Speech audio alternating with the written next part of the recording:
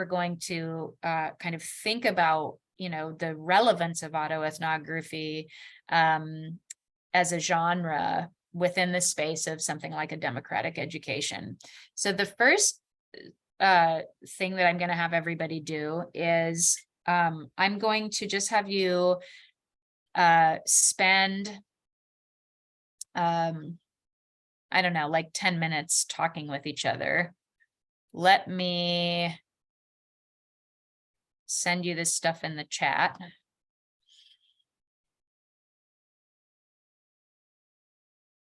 Oops.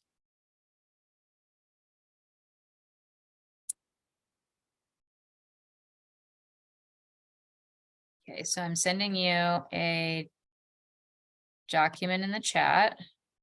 You can all get, and you can edit this, but you're not going to edit it yet. So I'm going to put you in groups of, 3. And I'm giving you a quotation from bell hooks, and the quotation read, and this is, if you want to pull up your actual text, this is from the second page, page 42. And it's really the place where, she kind of talks about the negative side of education. And she actually ties this to what everyone in this classroom is going to be able to recognize as the culture of college prep. And it may be something that you have never really thought about before. And today might be the first time that you are thinking about it. So I'm going to read, actually, I'm going to go back a little bit just to kind of orient us to page 41. And I'm going to read this whole passage. And this is the part that you see here is an excerpt from that passage. When teachers support democratic education, and we'll talk about the ones that do's and the ones that don'ts, we automatically support widespread literacy. Ensuring literacy is the vital link between the public school system and the university settings. Okay, so literacy, think about that. Think about what that word signals for you. It is the public school that is the required schooling for everyone, that has the task of teaching students to read and write and hopefully to engage in some form of critical thinking. Everyone then who knows how to read and write has the tools needed to access higher learning. And we're now at the quote, even if that learning cannot and does not take place in a university setting. So that is a very important sentence. Everyone who knows how to read and write has the tools needed to access higher learning, even if that learning cannot and does not take place in a university setting. We, bell hooks even points out, tend not to think about higher learning as something that even exists outside of the university setting. So that's a very important distinction. Our government mandates attendance at public school, thereby upholding public policy supporting democratic education. So in word, right, we say we have a system of government that is democratic in word, right, not always in deed, that because it requires attendance at public school, it more or less means that it supports a democratic education, right? Everybody has the right to an education in this country, presumably, right? That's, of course, I'm sure all of your alarm bells are going off just like mine were when I read that, right? Because it's like, well, sure. But, right, the politics of class elitism ensure that biases in the way knowledge is taught often teach students in these settings that they are not deemed sophisticated learners if they do not attend college. And then I'm going to read the sentence that follows. This means that many students stop the practice of learning because they feel learning is no longer relevant to their lives once they graduate from high school, unless they plan to attend college. They have learned in public school both that college is not the quote unquote real world, and that the book learning offered there has no relevance in the world outside university walls.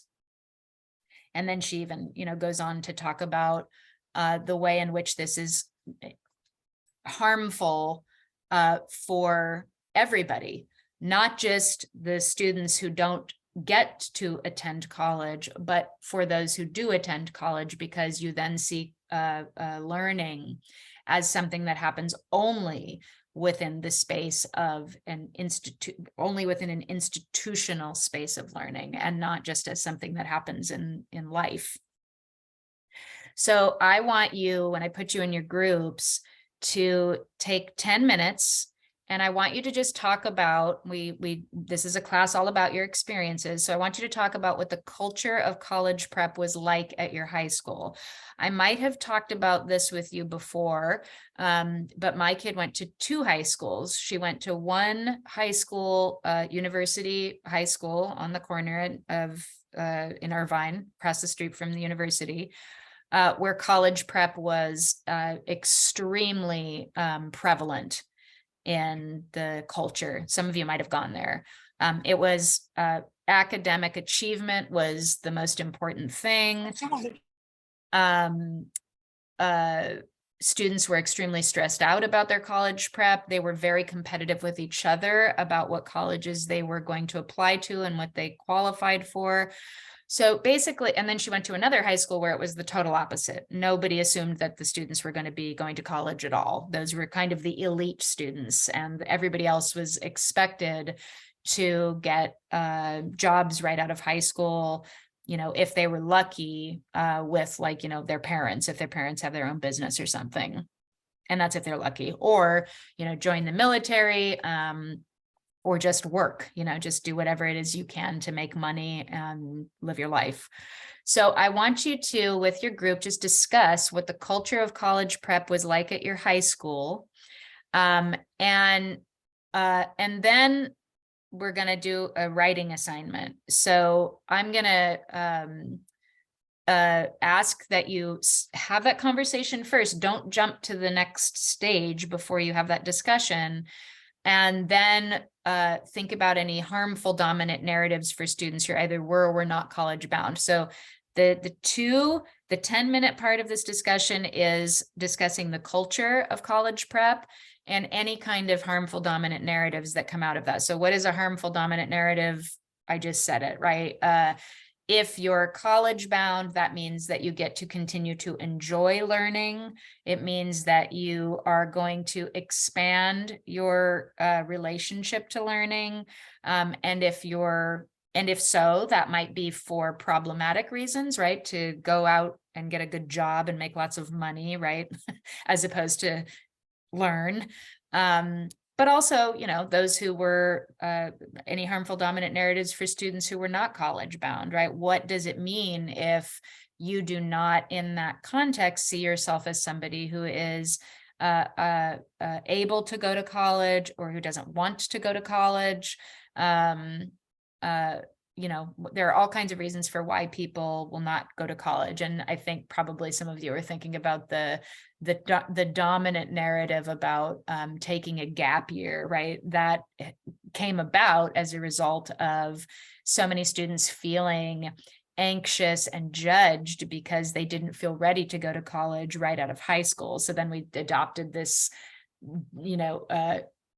explanation for it, right? Called the gap year, which is really, to me, a testament to how strict society is with students in their expectations that they follow a very, very specific path of for their education and actually for their lives, right? That's very restrictive.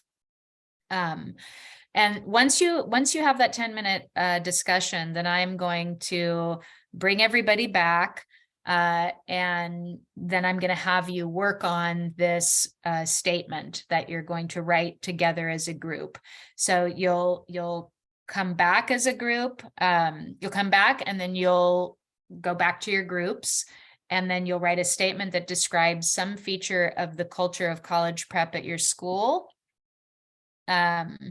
So that's just part of your discussion, and then explains why it is or might be harmful to who and how. So really just taking the discussion that you've had with each other and then trying to form that into a clear statement with each other.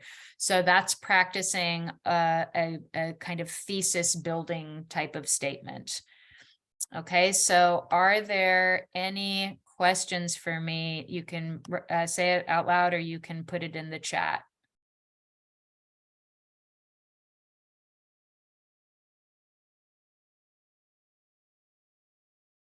Raise your hand if you feel like you need a little warm up before we do that.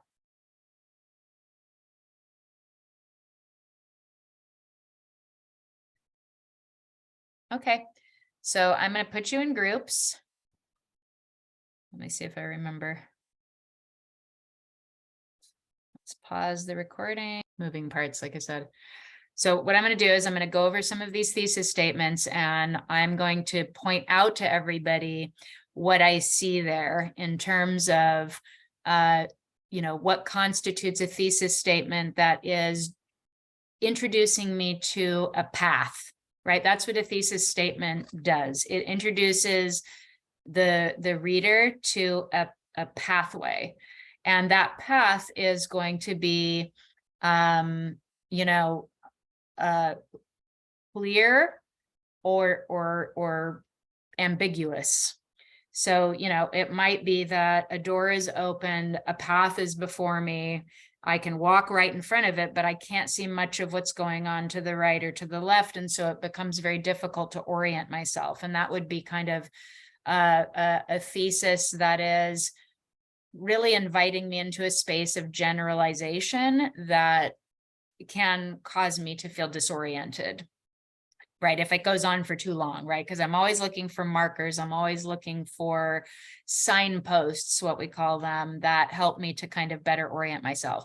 So we're imagining that this is an essay that really is kind of, taking bell hooks as its cue. So because the first essay that you write in this class is a very, very, to my mind, I mean, more or less conventional academic essay, whereby, and many of you have already experienced this, to use the horribly ubiquitous term, analyze a text. You more or less create some kind of a purpose or claim, right? This would be our thesis. But ultimately your goal is to, in the olden days, we called it close read a text. Some people don't use that term anymore, but you're not really just reading a text for its content. You're also reading a text for like its rhetorical properties, like its effects, what it does, how it performs. But that's, that's a pretty standard college essay, right? Analyzing a text. And I think you've probably all done it in high school too. So we start with the thesis and then we unpack. And our text that we're working with right now is Bell Hook's Democratic Education. And so I'm going to say some things based on the assumption that this is, ultimately where we're going with this, and see how our thesis pans out. So the first one, and feel free, like I said, to write in the chat because I have it up in front of me, so I can do both.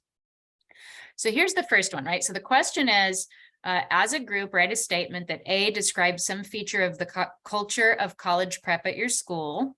And so that's what we're looking for first. And B, explains why it might be harmful, to who and how. You can write it directly here. You can cut and paste, blah, blah, blah. So we're looking for what the thing looks like and how it does damage. And we can be as specific or not as we want, but we're going to see what works and what doesn't. Okay, so first one is group one. The culture of college prep set high expectations for students in which you had to meet certain standards. So automatically I ask, right, okay, I know I'm talking about the culture of college prep. I know that there are going to be standards and there are going to be expectations, but I don't know where right? I don't know in what setting. And the reason why, I would imagine, is because there are 3 different people with 3 different experiences talking about their particular high school.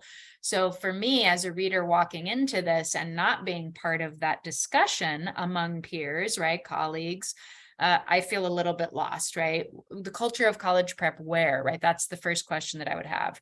In our experience, meaning the authors, the discussers, there was an idea that college was the only option after high school. Now that orients me, right? I'm like, oh, okay, the only option after high school. So that might be an italics, right? There is no other option after high school. So that could be a really good first sentence. You might even erase the first one and say, in our experience, right, there was an idea that college was the only option after high school. That's a powerful first sentence. Some harmful dominant narratives for those who weren't college bound was that they didn't take college as seriously as those who did. I might argue that the statement, college is the only option after high school, is itself a dominant, harmful narrative, right? Because there are many options besides college, but the idea that you exist in a culture, a society where, you know, the only option after high school is either college or the abyss, that could be very harmful to somebody who is not going directly to college after high school or isn't going to go to high school at all, right? Then that person is in this place where they have to prove themselves or feel that they have to prove themselves. They're not a learner. And remember what we said at the beginning when we read that excerpt, that that is a kind of harmful dominant narrative that associates learning with institutional education, right? With some sort of, with schooling. So you've got this thing that you're starting with, right? Which is that could be something that you stretch out. But, right, we add to it. Those who aren't college bound don't take college as seriously as those who did. Well, if you're not college bound, right, why would you take college seriously at all? You're not going, which isn't accurate when students have accessibility to different resources. Some students may not need college prep because they have resources that replace that and it would be excessive. So I think that you're talking, the way that you're defining college prep here is as an AP course, right? A college prep course. So that would be something that you would want to make clear in your thesis. Another reason why college prep at school was harmful was because students who weren't planning to attend college were often excluded from class. Very important. The teacher would only focus on the students who are applying for college. It could also be harmful for students who can't afford to go to prestigious colleges, since in college prep, it's often preached to go to a top college. You aren't really taught about the other options after high school, like trade school or community college. So there's a lot going on in this statement. It's rich with problems, and it would be the basis of a potentially very interesting essay about those many reasons. I think what this group is going to do, because you're going to revise these next, so get ready for that. So when you begin to revise, what you're going to do is you're going to go back and you're going to make clear what the term is that you're defining up front, right? So you can talk about the culture of college prep, and then you can kind of, stack it so that you're making clear that you're talking about AP classes, you're talking about teacher behavior, whether that is in an AP class or in any other class, right? So exactly how you revise it would be to move toward clarity, so that each sentence is kind of stacking one on top of the other in a way that there's that flow, and just getting rid of or erasing the rest of them. So let's see we'll do one more, and then I'm going to have you go back and I'm going to have you revise based on a kind of more concise formulation and a kind of clearer definition of terms. I think that for everyone in our group, college prep culture definitely existed, but it was just the fact that some of the members' schools had a stronger support system and more competitive students. Okay, now that is a really powerful statement, because competitive student might not be the same thing as support system, right? So when my daughter went to university high school, there were certainly competitive students, but there was very little support for students, period, right? The students were kind of competing with each other, and the support system was actually almost like non-existent. If by support, we're defining that as, you know, all of the resources available to help a student succeed, including mental health resources. Okay, so that's right, that there's some defining of terms that need to happen there. Certain cultures do have an effect on the college prep culture at high school. So not sure what cultures we're talking about, but presumably we'll get the answer in the next sentence. One thing that we mentioned was how schools that have a large population of Asian students tend to have a more competitive and stronger college prep culture than schools that don't. That might be an assumption that might not necessarily be true, right? Because if you're talking about an aggregate identity, then you might be talking about a particular community of Asian students, right? Not all Asian students have that, right? So for example, there are communities of poor students that are communities where the population of students are mostly Asian, but they do not have the competitive or stronger college prep culture. So something to think about. In Asian culture, they set a high standard for education and grades, and this causes there to be a certain standard and norm that going to college after high school is a must do, right? So that is a broader cultural question that then impacts the school as such. So very, very interesting and very complex as a thesis statement, and as a possible engagement with really thinking about what a democratic education is, right? So if you have a large kind of multicultural community at a particular school, then what, from the perspective of somebody like Bell Hooks, would the democratic education actually look like, right? So again, you think about just the problem of competition in an environment that is presumably supposed to be democratic. This college prep environment might be harmful because it will bring a lot of pressure to students, which leads the goal of learning to become just for attending colleges instead of enjoying the process of learning. Absolutely. And instead of sometimes learning, right? Because if all you're doing is preparing to get into school, are you in fact learning at all, right? You're learning how to get into school, but that's not entirely the same thing. Schools that start college prep at an early age might work a little better because you start spreading the workload and stress. It may be a little intense at first, but in the long run, it'll be a lot more helpful. So it feels like toward the end, you kind of deviate from the point a little bit by offering a minor reform or a solution, but you don't necessarily, in fact, you shouldn't at this point offer any kind of solution, because the goal here is to just talk about the harms, right? So we have this tendency to want to like solve the problem. But right now we're just trying to articulate what the problem is.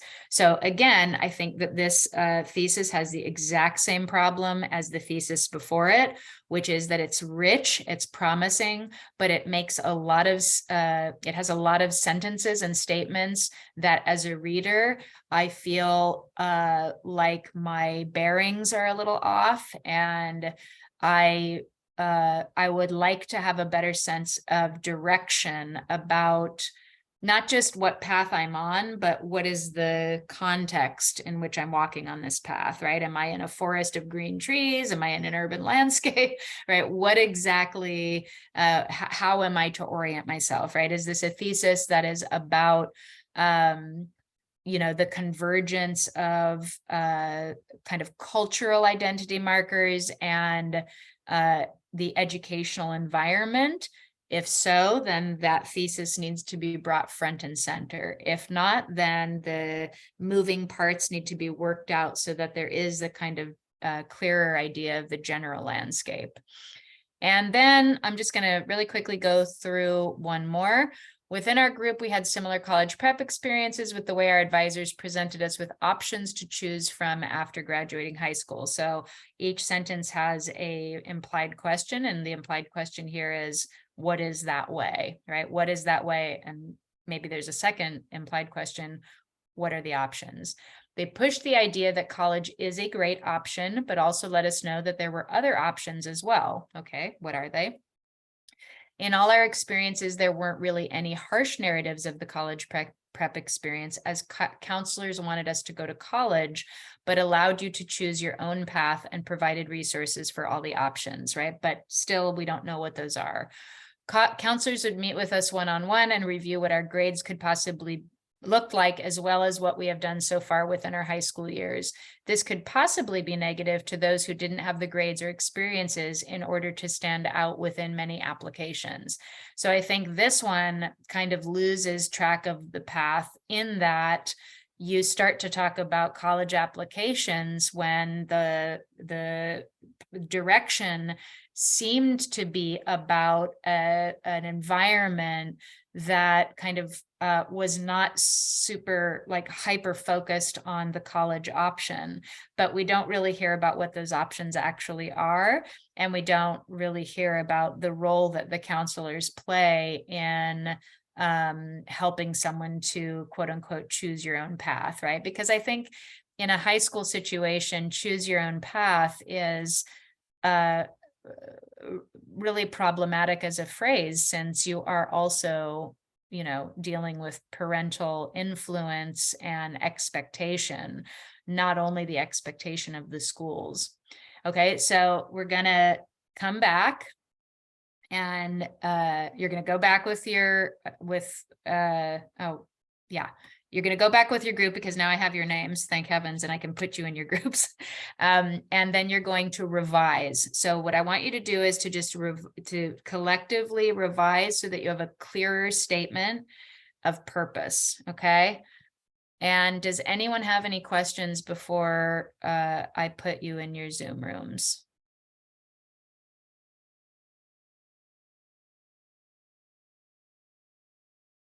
Okay, let me do that.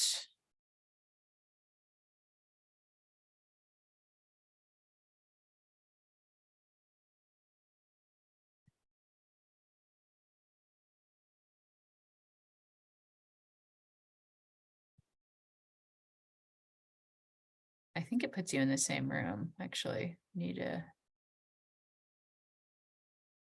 me just quickly check to make sure that's the case.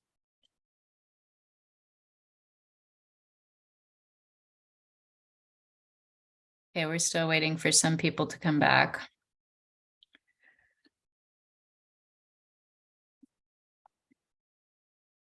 And in the meantime, just you can write one word in the chat. It doesn't need to be elaborate, but to just, I want each one of you to kind of describe as best you can the experience of collaborating and collaborating on a thesis statement. So whatever you feel about it, just one word in the chat.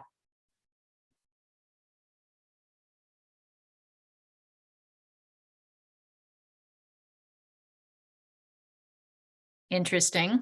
Okay, that's a good word. And interesting, right, might suggest that it was a new kind of activity, something you haven't done before. Other words? Like you can say frustrating, it's not a personal affront to anybody. Yeah, difficult, absolutely. That should have felt like a challenge, for sure. Maybe you can say a little bit about some of the many reasons why an activity like that can be difficult. Challenging, absolutely. Let's get a few more up there. Understanding, good. I like that. Helpful. Eye-opening, yeah, very good. So yeah, any others? Productive, good. That's a great word. Intriguing. Nice.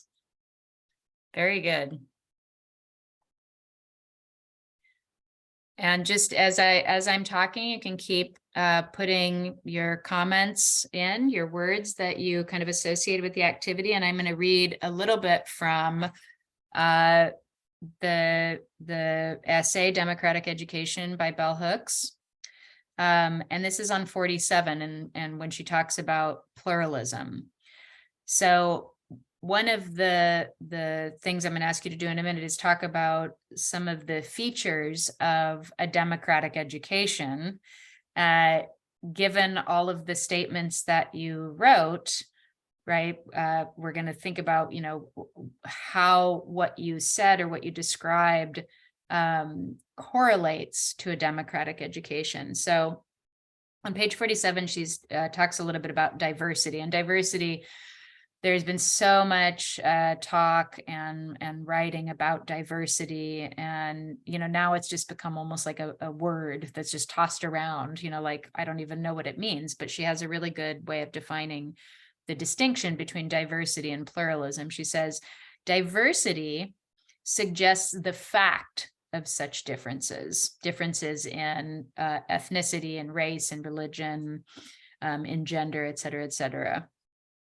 And diversity, right, is, she says at one point, a fact of modern life, right? It just is facts of difference that we all experience, and we confront those facts of difference regularly, especially in a setting where we're meeting new people from different backgrounds.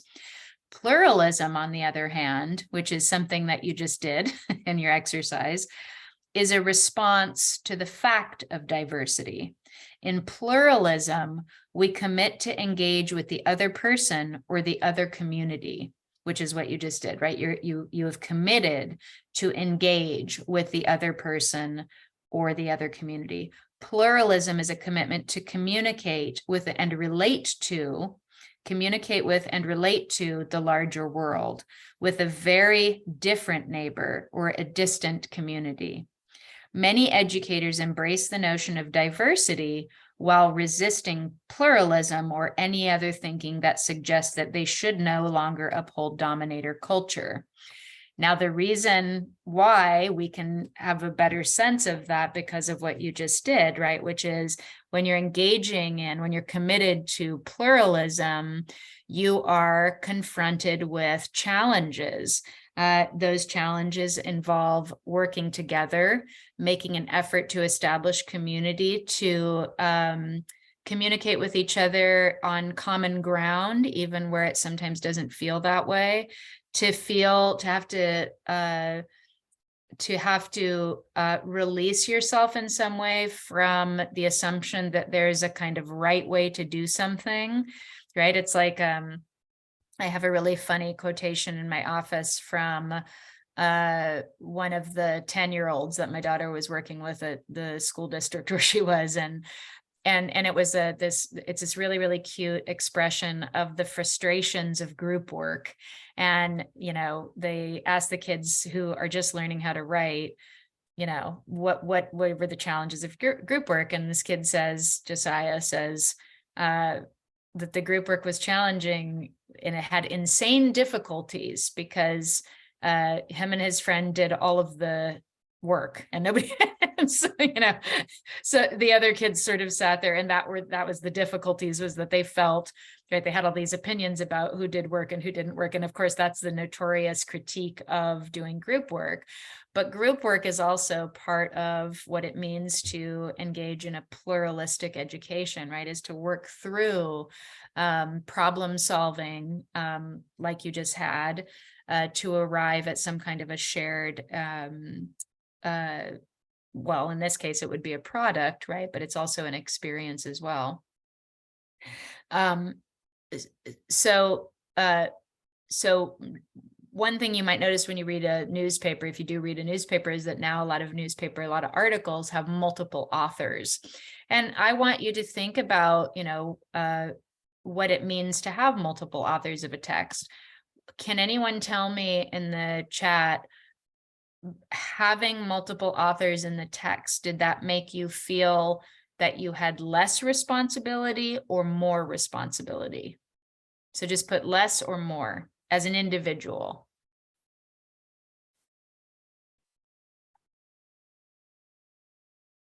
In other words, right, did you feel that the responsibility, because there were multiple people writing the thesis, did you feel that you could kind of lean into the group and that you had more support? Or did you feel that you had to, you know, lead the group, right? You felt that you had to help, you know, make sure that everything was going okay. That's always my role, right? I always feel more responsible in group work. I'm like, well, I guess I better be the leader of the group, right? Because that's my tendency as a teacher. I lean into that. So question again, did you feel that you had more or less responsibility? More, more, more, more. Very good. Right, a lot of people asking more. Anybody feel less, that you had less responsibility, or is that a kind of a consensus?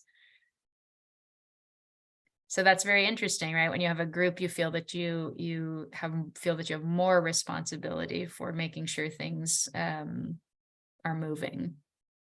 Okay, so I have another quick exercise that I'm going to send to everybody.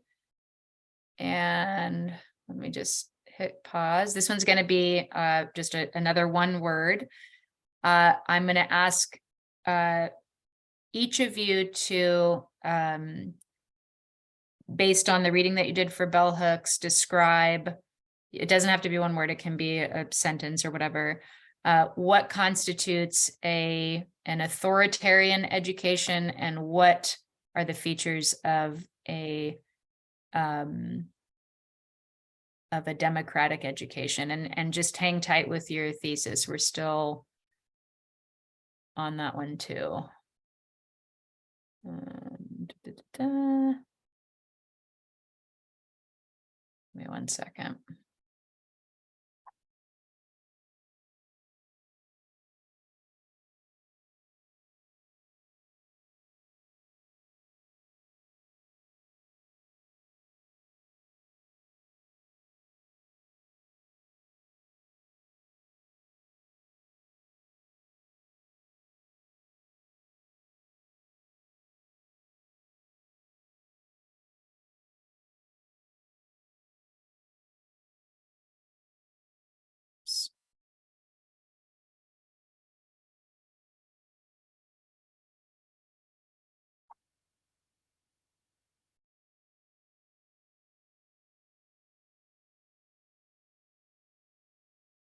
Okay, I'm sending this into the chat. So just take 5 minutes.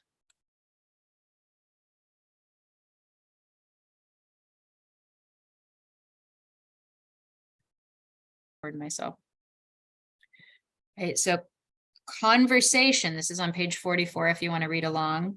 Conversation is the central location of pedagogy for the democratic educator.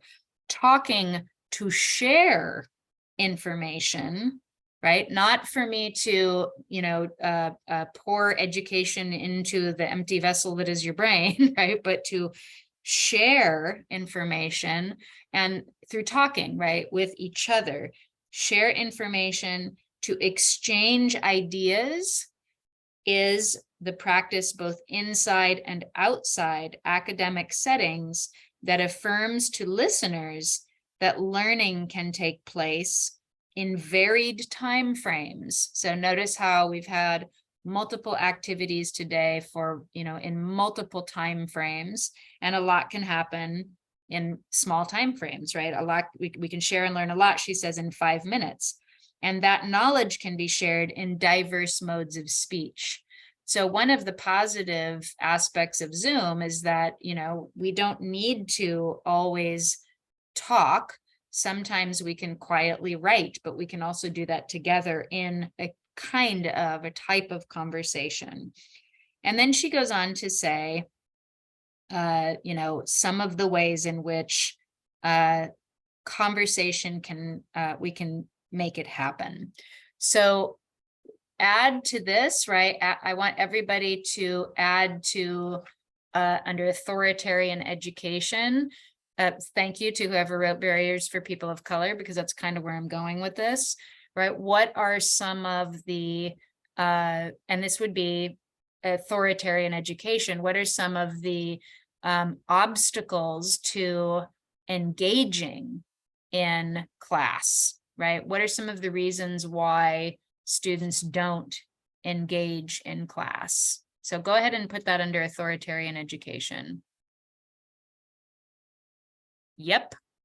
Fear of authority, right? And a fear of authority would be, could be two things, right? It could be the fear of the teacher's authority, that they have the authority to silence you, to ridicule, or, condescend, I think is the probably more frequently than ridicule.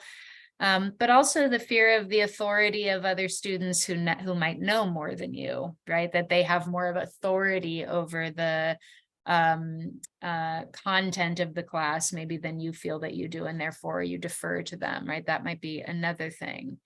What are some of the other reasons for why conversation is something that's actually difficult besides fear of authority?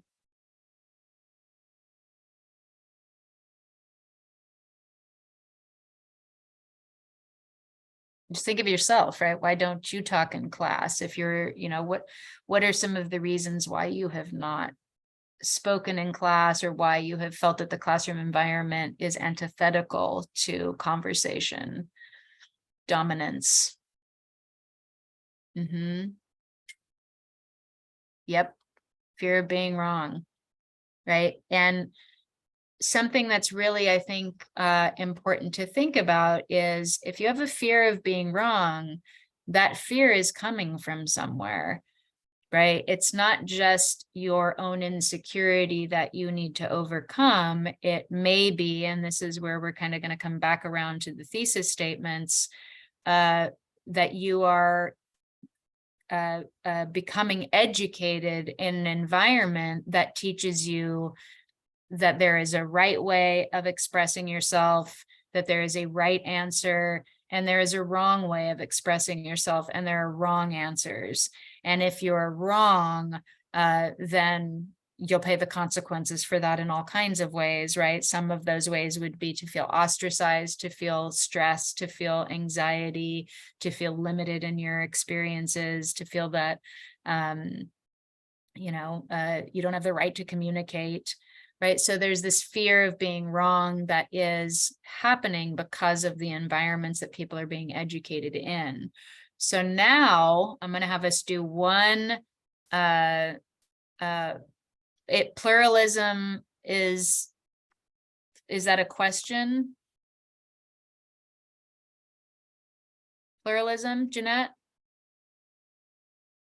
No, I accidentally wrote it on the chat instead of on the document. Oh, okay. So you meant to put it under democratic education, yeah? Yeah. Yeah. So good. Okay, because that's perfect, since this democratic education, the essay is both an essay that invites us to kind of think about like an educational environment that is pluralistic, but it's also giving us a kind of image of what that looks like, which would be conversation, where people from different backgrounds who have a different sense of what education is, what it's supposed to do, are sharing those ideas with each other, and they're learning from each other, and they're growing, and they're developing a more expansive sensibility. And the only way to do that is, to feel that you can communicate with each other without fear, that you're actually exploring ideas, and in exploring ideas, you're inevitably going to have bad ideas, and ideas that maybe you realize as you're articulating them are not fully